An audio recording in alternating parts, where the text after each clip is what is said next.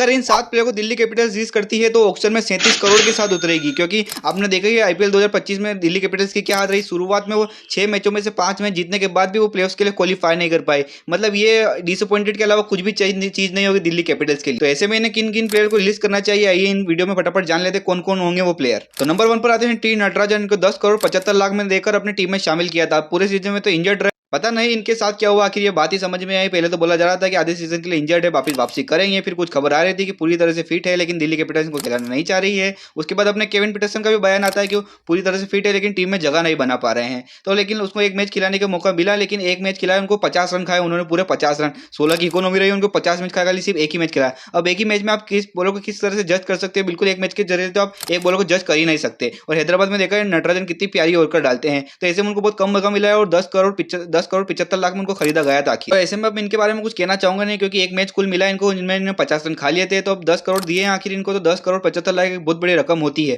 तो ऐसा लग रहा है दिल्ली कैपिटल इनको रिलीज कर देगी और शायद कम प्राइस में इनको लेने की कोशिश करे वापस से ऑक्शन। नंबर 2 पर आते हैं जैक फ्रेजर मैकगर, जो इनको आईटीएम कार्ड देकर यूज करा था। 9 करोड़ में इनको टीम में वापस से शामिल किया गया, लेकिन इनका भी प्रदर्शन बिल्कुल बेकार रहा। मात्र 6 इनिंग में मात्र 55 रन बनाए, वो भी 100 की स्ट्राइक रेट से। काफी ज्यादा उम्मीदें थी अपने दिल्ली कैपिटल्स को कि अच्छी ओपनिंग करेंगे, तो इनकी ओपनिंग परेशानी ज्यादा रही। दिल्ली कैपिटल्स की इस आईपीएल में बहुत ज्यादा परेशानी रही ओपनिंग में, क्योंकि ओपनिंग में पहले जैक फ्रेजर मैकगर और फेफ डुप्लेसिस से ट्राई करा, लेकिन उनकी ओपनिंग जोड़ी नहीं चली। फिर करुण नायक, केएल राहुल आते हैं, फिर केएल राहुल से ओपनिंग कराते हैं, फिर अभिषेक पोलर से ओपनिंग कराते हैं। तो काफी बड़ी दिक्कत का सवाल रहा दिल्ली कैपिटल्स के लिए अपने ओपनिंग में। तो ओपनिंग में बहुत बड़ा सवाल रहा अपने दिल्ली कैपिटल्स के लिए, क्योंकि ये ना ओपनिंग में कोई इनकी कंपेटिबिलिटी सेट ही नहीं हो सकी। कभी जैक फ्रेजर मैकगर से ओपनिंग कराते, कभी फेफ डुप्लेसिस ओपनिंग कराते, कभी करुण नायक करते हैं, तो कभी केएल राहुल करते हैं, तो कभी अभिषेक पोलर करते हैं। तो एक ओपनिंग जोड़ी रही नहीं दिल्ली कैपिटल्स के लिए, सबसे बड़ी परेशानी रही है, क्योंकि जैक फ्रेजर मैकगर का बिल्कुल भी फॉर्म नहीं था। आईटीएम कार्ड देकर इनको 9 करोड़ में वापस टीम में शामिल किया गया, लेकिन इनके उम्मीदों पर बिल्कुल खरे नहीं होते, बिल्कुल बेकार परफॉर्मेंस रही जैक फ्रेजर मैकगर की। वैसे मैं देख रहा हूँ इनको रिटर्न करती है, रिलीज करती है, क्योंकि 9 करोड़ काफी बड़ी रकम होती है। तो जहां तक लग रहा है इनको रिलीज करके थोड़ी कम प्राइस में लेने की कोशिश करेगी, या फिर किसी दूसरे खिलाड़ी पे बोली लगाए, क्योंकि ओपनिंग इस बार अच्छी करनी होगी दिल्ली कैपिटल्स को। नंबर 3 पर आते हैं मुकेश कुमार, जिनको 8 करोड़ देकर दिल्ली कैपिटल्स ने वापस अपनी टीम में शामिल किया। इन्होंने 12 इनिंग में 12 विकेट लिए, वो भी 10.5 की इकोनॉमी से। अब देखिए आप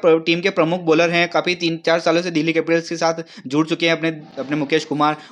तो भी ऐसा प्रदर्शन रहा, बहुत ही बेकार प्रदर्शन रहा, क्योंकि 12 इनिंग में मात्र 12 विकेट और 10.5 की इकोनॉमी, क्योंकि मिचेल स्टार्क के बाद इनके पास कोई बॉलर ही नहीं था जो टीम में अच्छा प्रयोग कर सके। लास्ट में मिचेल स्टार्क भी चले जाते हैं, उनकी टीम बिल्कुल बेकार हो जाती है और प्लेऑफ के लिए क्वालिफाई तक नहीं कर पाती, क्योंकि शुरू में इनकी बॉलिंग अच्छी चली, लेकिन बाद में आने के बाद इनकी बॉलिंग इतनी खराब हो गई कि इनकी बैटिंग के साथ बॉलिंग भी खराब हो गई, क्योंकि बैटिंग में पहले ओपनिंग जोड़ी चलने रही थी और बॉलिंग में मुकेश कुमार ने भी अच्छा प्रदर्शन किया। मतलब मिचेल स्टार्क का भी कुछ ज्यादा अच्छा प्रदर्शन नहीं रहा, लेकिन इनके करता थोड़ा अच्छा प्रदर्शन रहा, और मुकेश कुमार इनके प्रमुख बॉलर होने के कारण भी वो अच्छा परफॉर्मेंस नहीं कर पाए। तो सबसे बड़ी दिक्कत रही है, काफी बड़ी परेशानी रही है इस टीम के लिए, क्योंकि इनकी बॉलिंग चली नहीं है सही साथ। मुझे लग रहा है कि मुकेश कुमार को भी रिलीज कर देंगे, क्योंकि 8 करोड़ की बड़ी रकम देकर इनको टीम में वापस शामिल किया गया था, तो हो सकता है इनको भी रिलीज कर दे। नंबर 4 पर आते हैं हैरी ब्रूक्स, जिनको 6 करोड़ 25 लाख देकर टीम में शामिल किया गया था, लेकिन हम तो आईपीएल खेलने नहीं आए भाई। ये इंग्लैंड प्लेयर का कुछ ऐसे रहता है, पहले नाम दे देते हैं, फिर नाम वापस ले लेते हैं। सोचा था पैसे लेके वापस चल जाऊंगा 2-3 मैच खेलकर, लेकिन उन्होंने बिल्कुल ही मना कर दिया, आईपीएल खेलने आए नहीं है। तो अब तो 2 साल के बैन भी हो चुके हैं आईपीएल के नए रूल के खिलाफ देखा जाए तो। अपन हैरी ब्रूक्स तो खेलने आएंगे नहीं, उनको 6 करोड़ 25 लाख देकर टीम में शामिल किया गया था। तो अब उनको रिलीज तो करेंगे तो 6 करोड़ के वापस पर्स में आ जाएंगे, तो वो तो खेलने आएंगे नहीं, 2 साल के सस्पेंड हो चुके हैं। तो दिल्ली कैपिटल्स हैरी ब्रूक्स को भी रिलीज कर देगी। नंबर 5 पर आते हैं मोहित शर्मा, जिनको 2 करोड़ 20 लाख देकर टीम में शामिल किया गया, और उन्होंने 8 इनिंग में मात्र 2 विकेट लिए हैं, और इकोनॉमिक तो बात ही मत करिए आप। मतलब गुजरात में इनका पीक परफॉर्मेंस आया था, लेकिन दिल्ली कैपिटल्स से पहले भी कई साल खेल चुके हैं,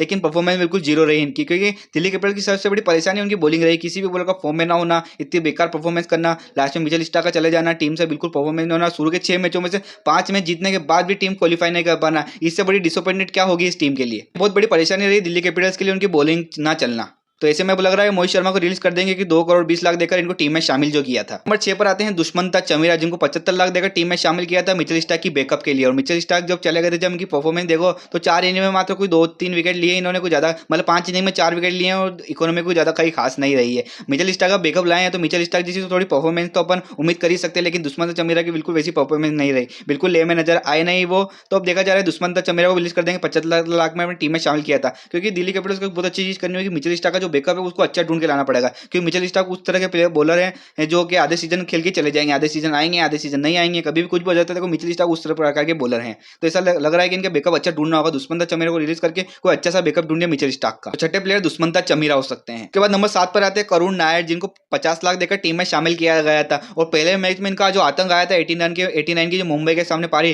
तो ऐसा लग रहा था मिडिल ऑर्डर में तो ये सेट हो जाएंगे, लेकिन बिल्कुल ऐसा नहीं हो सका, क्योंकि इन्होंने 8 इनिंग में मात्र 198 रन बनाए, वो भी 132 72 की स्ट्राइक रेट से, जो कि जिसमें से पहले मैच में 89 रन तो इन्हें मुंबई के खिलाफ ही बना दिए थे, एक आतंका पारी खेल दी थी। लेकिन उसके बाद इनका पूरा सीजन में अकाल हो गया, बिल्कुल रन ही नहीं बने इनसे। हैरी ब्रूक के जाने के बाद करुण नायर पे एक बहुत बड़ी जिम्मेदारी आ गई थी टीम के लिए, क्योंकि टीम के लिए हैरी ब्रूक चले गए थे, जैक फ्रेजर अच्छी फॉर्म में नहीं थे, केएल राहुल को ओपनिंग में सौंप दिया गया था, तो मिडिल ऑर्डर में एक अच्छा बैट्समैन चाहिए था। यहाँ पर करुण नायर ने आकर पहले मैच में इतनी तगड़ी पारी दिखाई कि अब सोच रहे थे कि मिडिल ऑर्डर बिल्कुल सेट हो चुका है दिल्ली कैपिटल्स का, लेकिन उसके बाद बिल्कुल भी नहीं चले करुण नायर, बिल्कुल अक्ल आ गया इनके रनों का। हमें लग रहा है कि करुण नायर को दिल्ली कैपिटल्स रिलीज कर दी, क्योंकि मिडिल ऑर्डर में एक अच्छा बैट्समैन चाहिए। पहले हैरी ब्रूक धोखा दे देते हैं, उसके बाद करुण नायर की फॉर्म चली जाती है, फिर केएल राहुल ऊपर ओपनिंग करने चलते, क्योंकि ओपनिंग बैट्समैन ही चल रहे थे आखिर। बस अच्छा इसलिए रहा क्योंकि अक्षर पटेल ने मिडिल ऑर्डर में और डिस्टेंस रखने अच्छा खेलकर और दिल्ली कैपिटल्स की थोड़ी नैया पार लगा दी। नहीं तो देखिए उन्होंने भी कुछ ज्यादा अच्छा काम किया नहीं है, क्योंकि दिल्ली कैपिटल्स के लिए अच्छा काम करते हैं तो शायद दिल्ली कैपिटल क्वालिफाई हो पाती, क्योंकि सबसे बड़ी डिसअपॉइंटिंग इनकी यही रही ना यार, शुरू के 6 मैचों में 5 मैच जीतने के बाद भी टीम क्वालिफाई नहीं कर पाती, तो ये टीम के लिए सबसे बड़ी डिसअपॉइंटेड है। खासकर दिल्ली कैपिटल्स मिडिल ऑर्डर के लिए हैरी ब्रूक्स को लाई, जो कि